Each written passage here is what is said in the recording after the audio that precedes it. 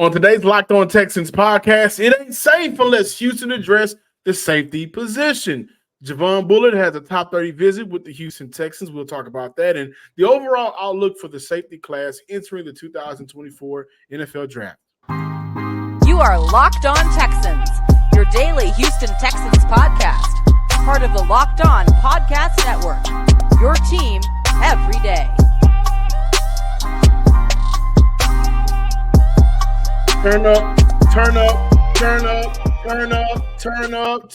the volume to this Thursday episode of the Locked On Texans podcast, a part of the Locked On Podcast Network, your team every day.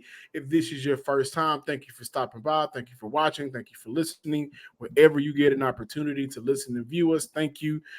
Please subscribe, like, and comment to the Locked On Texans podcast on YouTube and wherever you get your podcasts. And thank you to all of our returning listeners and viewers out there coming back to listen to Cody and myself continue to talk Texans here on the Locked On Texans podcast. I'm your Texans football analyst, John, some sports guy Hickman. On the other side of the screen, Texans credential media member, Sports Illustrated's own Cody Davis. A good show today. We are looking at the safety market. First of all, making sense. We're going to end off with making sense of the Top Rattler 30 visit of Spencer Rattler. Which, by the way, if this was 2 years ago, that would have been at the top of the list. Yeah, he would have been. We got to get him. We can't get another year of the dual quarterback of Mills and whoever else. So it's a full circle moment. Cody's going to bring us some things that we used to laugh about from a couple of years ago. But we're going to get the overall safety outlook entering this draft. We got a guy that we really do like outside of Bullard. I can't wait to talk about him. I think it's some interesting prospects for Houston. We're going to open up today's show looking at Javon Bullard, the Georgia Bulldog, the slot to safety player, versatile player. He had a top 30 visit with the Houston Texans. So we'll have that conversation. Today's episode is brought to you by FanDuel. Make every moment more. Right now, new customers get $150 in bonus bets guaranteed. That's $150. Win or lose, just visit FanDuel.com/lockedon to get started. Cody, Javon Bullard. You know, what do the stats immediately tell us? This past season, 34 passer rating allowed, 7 forced incompletions, no TDs permitted in 2023, only 2 TDs allowed in his career, 4 interceptions in his career, right? This top 30 visit with the Houston Texans, it would make sense for him to be projected to Houston at 42. Houston has yet to address the safety position aside from bringing back Lonnie Johnson. Tweet through it. Jimmy Ward, Jalen Petrie, Eric Murray are still on the roster. And before I hand it over to you, Bullard also ran a 4.4 40-yard dash. Cody, Houston has avoided signing a big name in free agency so far. Is it because D'Amico wants to draft the guy he wants? He wasn't here for Petrie, right? Or, you know, if that's the case, is that player Javon Bullard? I think it all depends on where do Coach D'Amico Ryans and General Manager Nick Caserio has placed the level of importance of addressing the safety unit. Because, John, you know, ever since the offseason, that is something that you and I have talked about a lot, you know, because to me, I still feel, and rightfully so, if the season was to start today, Jimmy Ward and Jalen Petrie would definitely be your starting safeties. However, John, the one thing that I always go back to, Coach D'Amico Ryans have said that he wants to add depth at every single position. That is the only position, like you just mentioned, outside of bringing back Lonnie Johnson Jr., that is the only position we have yet to see them address at all. And to be honest with you, I'm not even counting Lonnie Johnson Jr. So I look at it from a standpoint, look, Bullard is coming into this draft as a top 10 player at his position. From according to Pro Football Focus, the top 3. So it makes sense as to why we will want to see the Houston Texans draft him at 42. Plus, I like his versatility because I also look at it from a standpoint. There's another prospect that I'm looking at it from the same standpoint in terms of the versatility. You could either line him up in the safety unit or you could place him at nickel. I like his versatility because the one thing that Bullard has, he excels in pass coverage. And I go back to where the Houston Texans struggled the most on the defensive side of the ball during the 2023 season, and that came with their pass coverage. And majority of that issue came with the safety unit, because you look at a player like Jimmy Ward when he was out there healthy on the field. Yes, he had some moments, but he was never healthy out there on the field. And I don't know if Jalen Petrie was just going through the struggles of a second-year player. This was his second year trying to get accustomed to another defensive scheme. We did not see him have that same intensity, that same fire, that same passion, that same productivity, that same success, that same anything like we saw in his rookie season. And he had a down year. So that's part of the reason why the Houston Texans ended the 2023 season ranked 24 in pass defense. However, John, I go back to another thing that Coach DeMeco Ryans said. He said part of the reason why he put so much emphasis into improving that defensive line unit is because in the AFC, you have to go up against some of the league's best quarterback, and over the last 5 years, the best quarterback, and Patrick Mahomes. Yeah, you could get to the quarterback, but if they use their legs and escape out the pocket and have an opportunity to extend plays, you got to make sure that your safety unit can step up to the plate. And as of right now, in my opinion, I don't think the safety unit can do it, which means I would be okay if they go out and draft Bullard at pick number 42, which means that the safety unit better be at the top of the Houston Texans list entering this draft. I think Houston can go so many ways at 42, right? They could have went so many ways before the Stephon Diggs trade. So now you eliminate wide receiver, but you can still look at corner. You can still look at defensive tackle, safety, linebacker. There's a lot of ways this team can go with the 42nd overall pick. And I want to also add, too, that in every area that the Houston Texans got better at defensively under DeMeco Ryans, the passing defense took a step back. As you mentioned, Cody, wasn't as successful as the year under Lovie Smith. They got more sacks this upcoming year. You saw a leap in Christian Harris. You saw Derek Stingley, who with the time on the field, he played more up to, that number 3 overall pick. Phenomenal football to close out the year. But everybody took a step forward. Every position group took a step forward aside from the safety unit, which is why we've been talking about, hey, you got to upgrade. You got to upgrade. You got to upgrade. With Javon Bullard, though, he's an interesting prospect for me. One, where can Houston get the most out of him? As as I mentioned, he transitioned to a full-time safety in 2023. He started and played over 500 snaps as a slot corner in 2022, but only logged a little over 10 snaps at safety back deep, according to PFF. This is in 2022. Now, he was successful this past year playing deep, but are there limitations on his game? Because I wonder, is it natural or not for him to be a safety? Is it natural or not for him to be a deep safety? Are you going to get the most out of him as a player, as an NFL athlete, as an athlete in general? Will he be the best version back deep, or will he be the best version around the line of scrimmage? And that's a very important question for me that, as I dive into some of the tape, I'm kind of wondering, will Bullard be like a former second-round safety that Houston drafted in Jalen Petrie? Now, I do think personally, I think Houston needs, again, a true single high safety that can cover the deep third. What I like about Bullard, when I look at his game, he goes from 0 to 60 when the ball is in front of him. So you look at getting yak yards, that doesn't typically happen with Bullard. Now, whether that's him playing in the slot or him playing and coming down at an angle, when the ball is in front of him, the moment that ball is in the air, you see a different athlete. I think his natural ball skills and cover instincts helps him a little bit with some of his deficiencies from the waist down when dropping back in coverage. He has great eyes.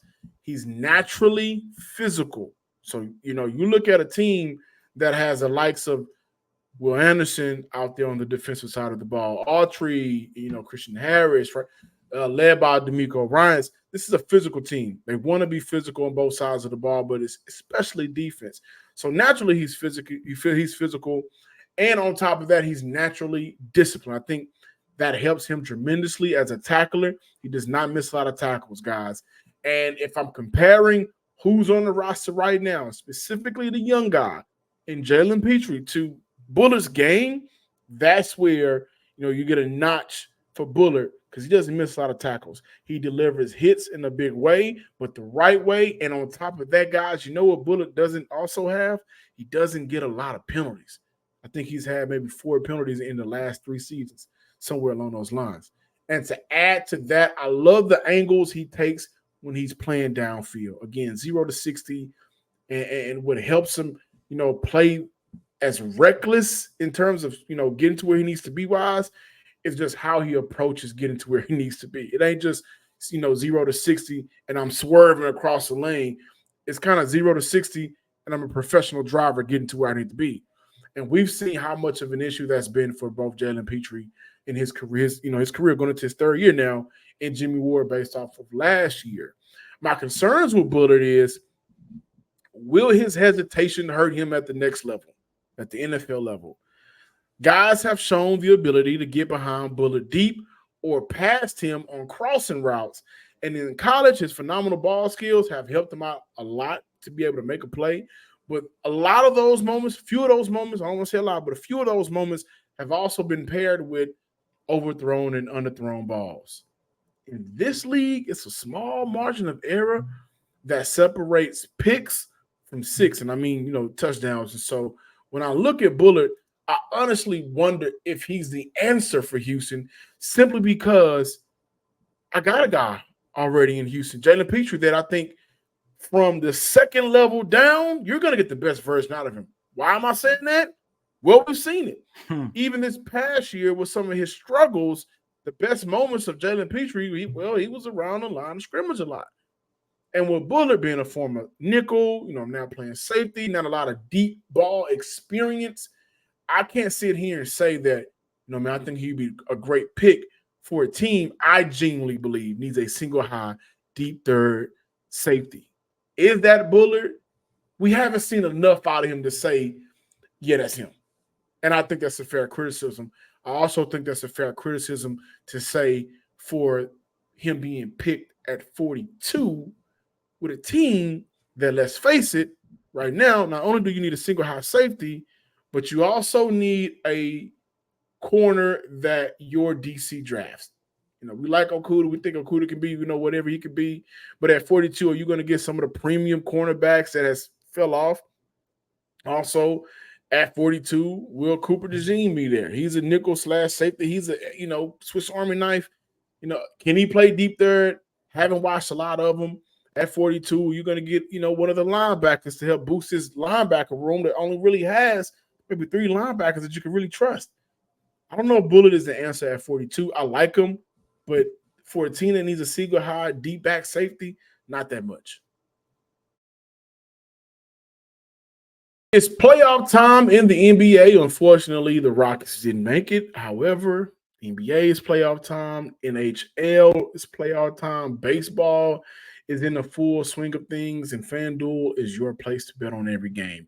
Right now, new customers get $150 in bonus bets guaranteed.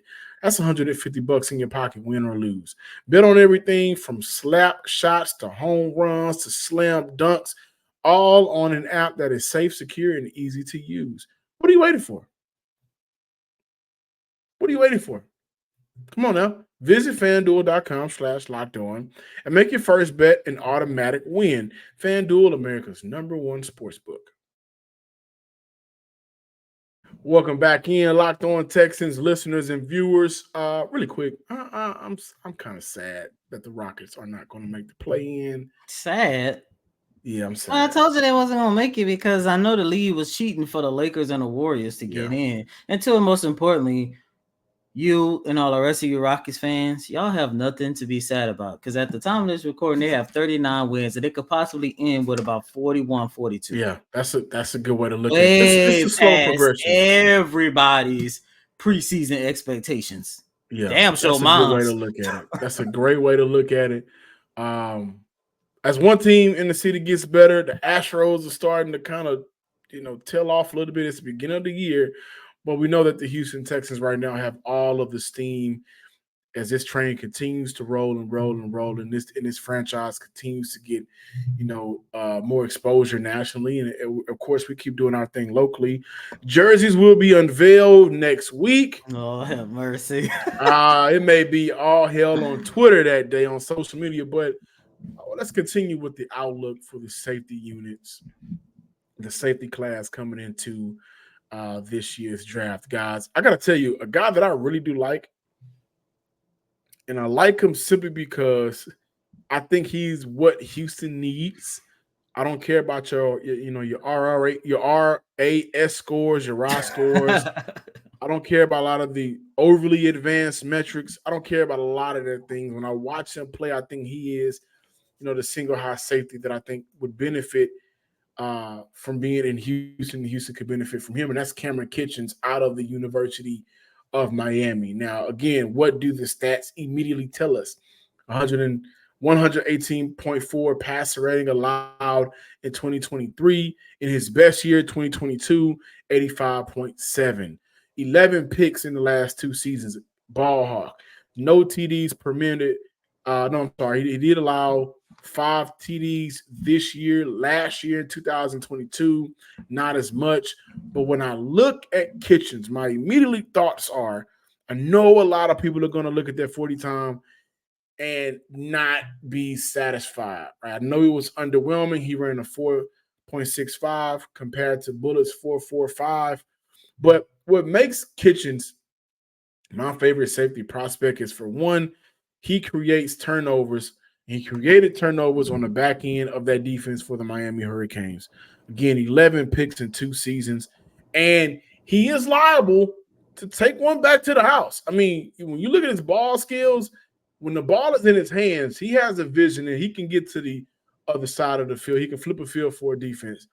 And elite, guys. When I mean elite, he has elite ball skills. He has great range covering the deep third of the field. Despite his 40 time, I believe he can be the single high safety Houston needs, while Petrie can play closer to the line of scrimmage. And I do believe, again, what Houston would benefit from is a guy that can just take away the backside of their defense, right? I think they can benefit from that, because when you allow Petrie to play like a bat out of hell around that line of scrimmage, you're getting a different type of player who's comfortable and thriving in what he's always thrived in. Now, what does worry me with Kinchens is the same thing we rave about with Bullard. It's my concern with Kinchens. He's not as disciplined, and he isn't as consistent with his tackling angles, though he is not scared to come up and hit somebody. Sometimes that'll lead to a missed tackle or two. But that is also something that's been a part of his game. He's gotten better at from year 2022 to this past year in 23. And he isn't a bad tackler. At times, those angles will take him out. But if he's not getting a solid tackle, you'll see him get a shoestring tackle. That's a part of his game that I would like to see him get better at. Bullard is good at securing a stop if the ball is in front of him, as to where Kinchens he's shown to allow some yak yards, at least in 2023, in the 2022 season, which was undoubtedly his best year, not as much. And so I think last year he did a lot of searching for turnovers. It worked out in his favor at times it didn't. Bullard, I'm talking to you gamblers out there. Bullard is a stand at 17, like I'm safe in blackjack. If he has 17, he is not looking to get hit. Kinchens, on the other hand, he is a hit me at 17 in blackjack. Kinchens will gamble. I watched some North Carolina tape, and the first TD is an example I like to use, a very undisciplined moment from Kinchens. The wide receiver runs a post route. Kinchens tries to jump that route, but May does a good job of being patient. And just let Kinchens play himself out of the way. Those moments, those type of things will hurt him. But then you will have those moments where he reads the quarterback eyes perfectly, doesn't fall for the play action fake, and flows to the ball for an interception like he did against Louisville. And in terms of being the better single high safety, again, I go with Kinchens. That is where he naturally belongs.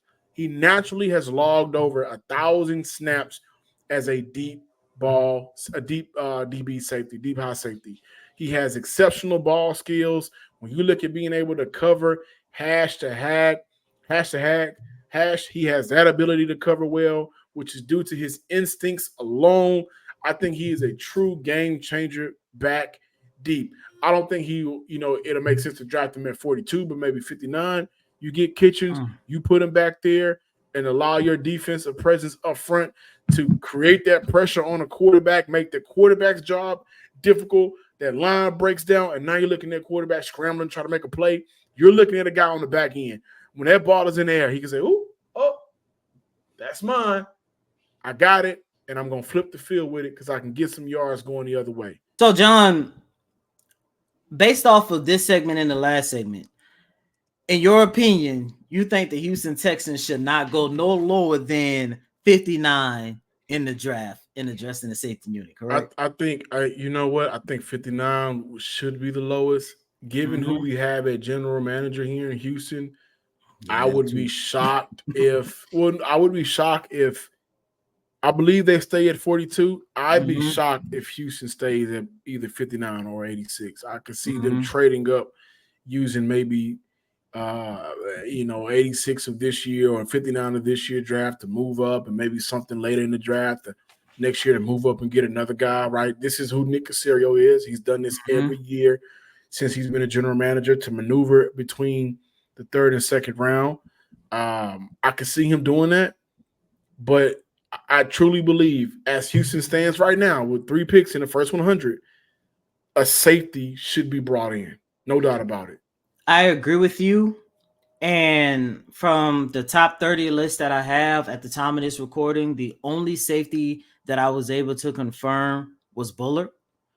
So I'm looking at it from a standpoint like this. If Bullard isn't there, I'm going to say by 59, for the sake of this argument, I could definitely see the Houston Texans waiting until day 3 to address that position, because it just goes back to what is the level of importance for that unit, for this organization, not for us, but for Nick Caserio and for head coach DeMeco Ryans. And the one guy that stood out to me when I was looking at potential day 3 prospects was Tyke Smith, Bullard's teammate in Georgia. Bulldog.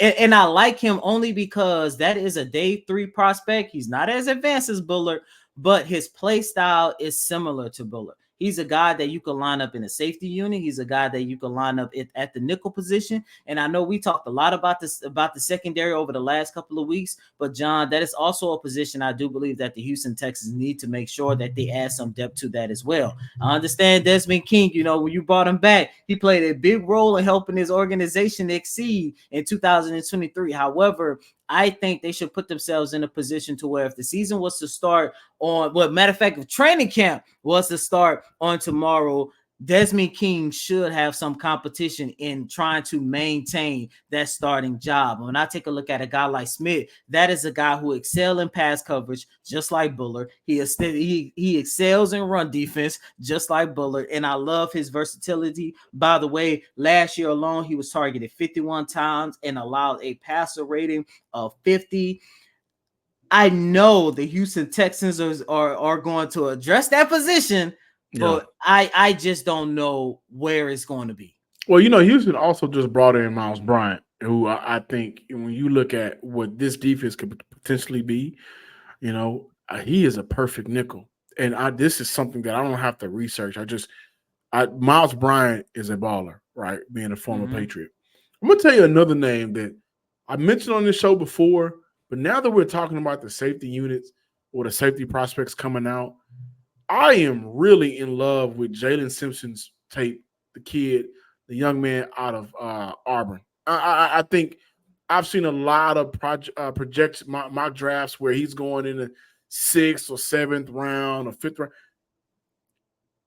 When you talk about being able to play deep and play deep consistently well, that's one of the guys, man. And again, I don't know why he isn't being mentioned a lot more with some of the other safeties. And I also believe that because of the transition of the defense, he is a real deep safety. If you look at last year, he was featured in the slot 195 times, but he was back deep 299 times for 300 times. The year before that, majority of his snaps came at corner. So you're looking at a interchangeable piece when you look at a nickel position or safety position.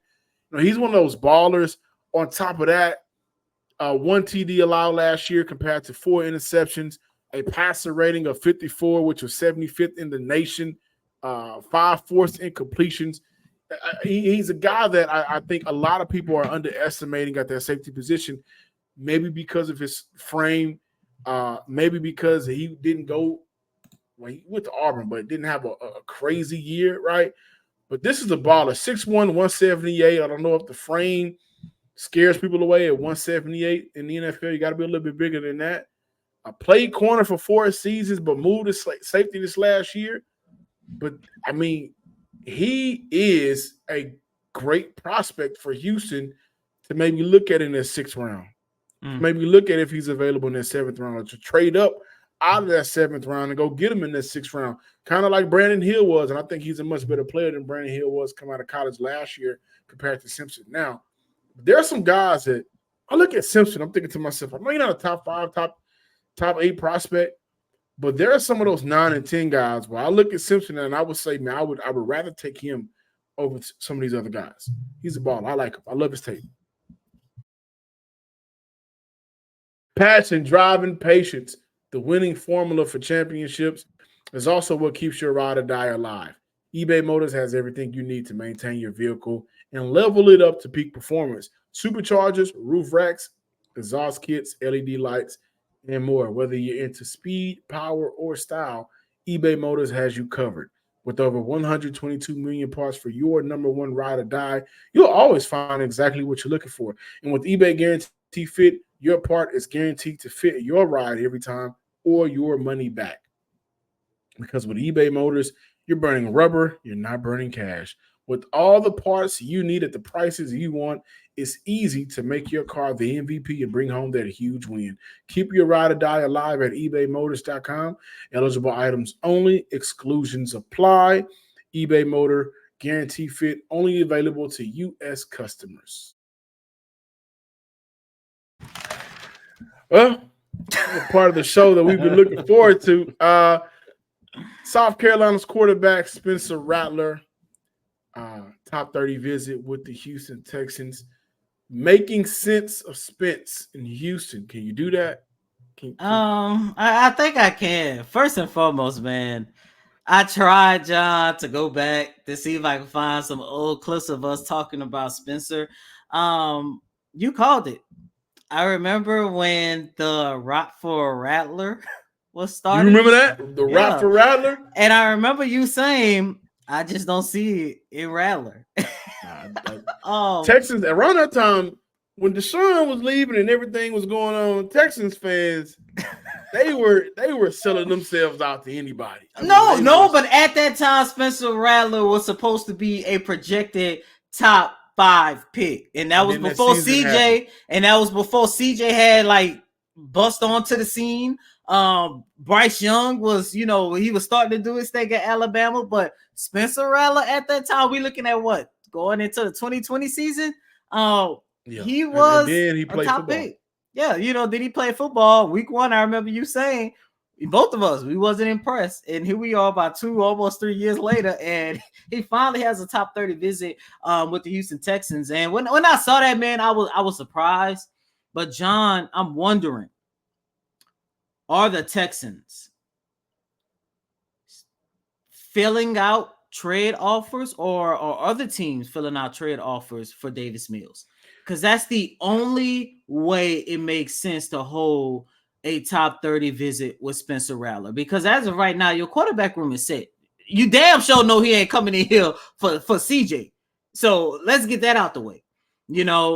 Davis Mills, after the events of after CJ went down with the concussion, I mean, I don't know if he was quarterback 2, quarterback 3. Did they just go with Case Keenum due to his veteran's presence, his veteran experience? I don't know. But him and Case Keenum, they basically share the title for quarterback 2, quarterback 3. I guess if something happened to CJ, knock on wood, Lord Jesus, please no. But if something happened to CJ, I guess it all depends on the matchup or whatever the case might be. But that is the only thing that made sense as to why they held a top 30 visit for Spencer. Because look, if we being 100% honest, outside of maybe a handful of guys, I don't really think this quarterback class is that deep. Outside of my guy from LSU, by the way, that who might be taking a trip to New England pretty soon.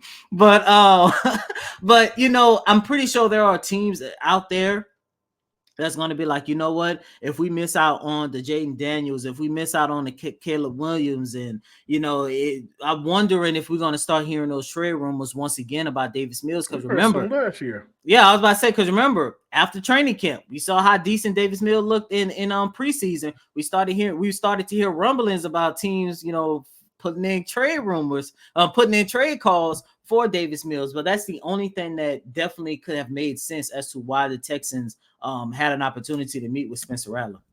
That's a good question on whether or not teams are calling or if Houston is calling around.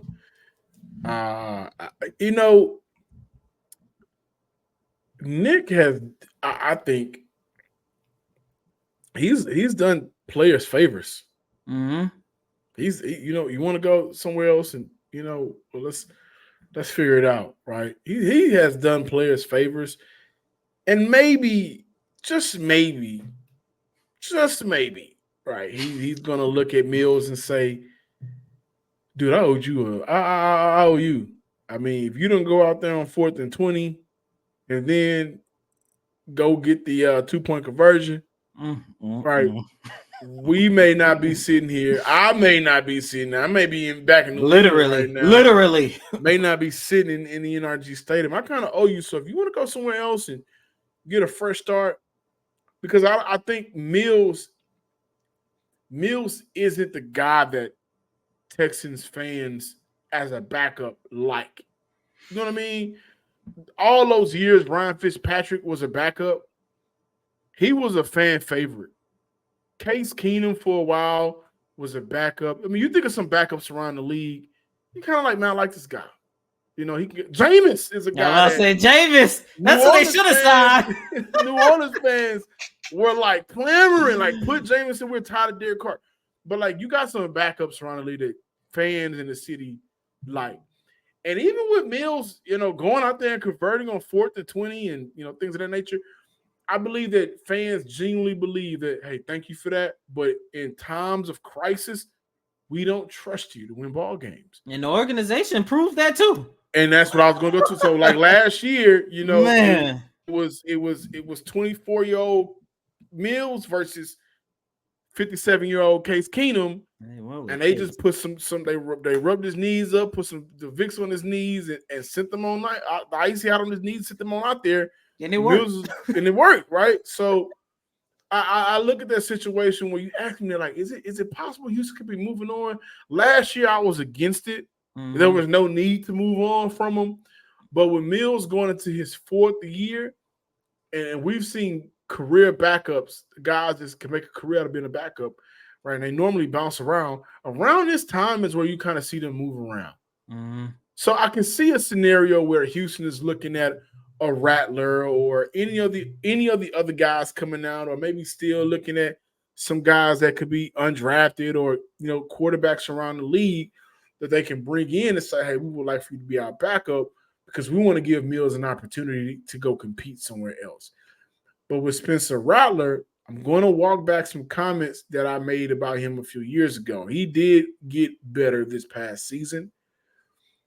I think if I'm the agent of Spencer Rattler, I'm looking around the league and I'm like, hey, man, Houston is a team that definitely won't need your services as a starter. But maybe New Orleans will eventually. Like, you look at the Carr situation in New Orleans, you could think to yourself, after this year, so you can move on from them. In Houston, after this year, is more CJ and more CJ and more CJ. Maybe if the New York Giants don't draft a quarterback, and I think they probably will, but teams that may have a quarterback now but not later, this is probably where we would like for you to go and get drafted because, Spence is probably a third, fourth, fifth rounder. He's not a first. He's not a second. So logically, it makes sense to take a lot of these, trips and visits and whatever. But I don't think Houston and Spencer are two, matches made in heaven because I genuinely believe that his agents and himself, after the season he just had, feel like he can compete for a starting role somewhere in the NFL. Or maybe that's why they took the meeting. I mean, you come here, you learn from CJ, you damn sure learn from Case, because Case, like, his veteran experience is part of the reason why we saw CJ go out there and have the success he did. Because it wasn't just CJ, praising him up, with the help he gave him in the quarterback room, but also D'Amico and Bobby Sloyd and Gerard Johnson. Like, they always pointing back to all of the small things that Case did, and maybe his agent might want him to come to Houston just for the teaching and learning experience. I don't know. I just thought it was weird when I got the list and saw Rattler name on there. I'm like, why? This isn't 2021, and I just don't understand it. But making sense of it, we might have seen Davis Mills play his final game as a member of the Houston Texans. Yeah. No, yeah. I don't think Isaac Guerriendo is on there, the running back from Louisville. He's an interesting pick for Houston. Let's talk about that tomorrow. Let's talk about running backs, yeah. But I don't think Houston and Spence should look at it. I don't think I'm against it too. Like I can see Dallas. Right, the situation with Dak is so unknown right now. But don't they got Trey Lance? But the most wasted pick of all time. I honestly believe that they may move on from Dak after this year and their head coach. You got a situation like maybe in LA with the Chargers. Who knows how Harbaugh feels about? I'm Herbert. shaking like this, like. Thank God for CJ, because it's like, Spencer, move on from Dak. It's like, look at that names about a year ago. We be going get them, early on in the year, even though I still love them. Russell Wilson, Now it's kind of like, man. Wait a minute. Your name ain't on the list. You ain't getting in. Thank y'all for listening to this Thursday episode of the Locked On Texans podcast. Please be sure to subscribe, like, and comment. As Cody is gyrating over there on YouTube. Comment as well. Please comment, like, subscribe, tell a friend to subscribe as well. Follow me on Twitter at John_Hickman12. I talk about everything: sports, music, life, movies. Right now, there's J. Cole, Kendrick Lamar, and Drake, and Future, who drops on Fridays. So you get a little bit of everything with me. I'm like a nice little Texas-sized gumbo. And as always, I'm your host, Cody M. Davis. Please remember to follow me on Twitter at CodyDavis_24. Once again, that's Cody COTYDAVIS_24. If you love my Texans work, you're going to love my Houston Rockets work as well. Because, as I just alluded to, Rockets are about to finish up their 2023-24 campaign, and it was a very successful career, especially when you look at young guys like Jabari Smith Jr. and Jalen Green. But until next time, ladies and gentlemen, peace.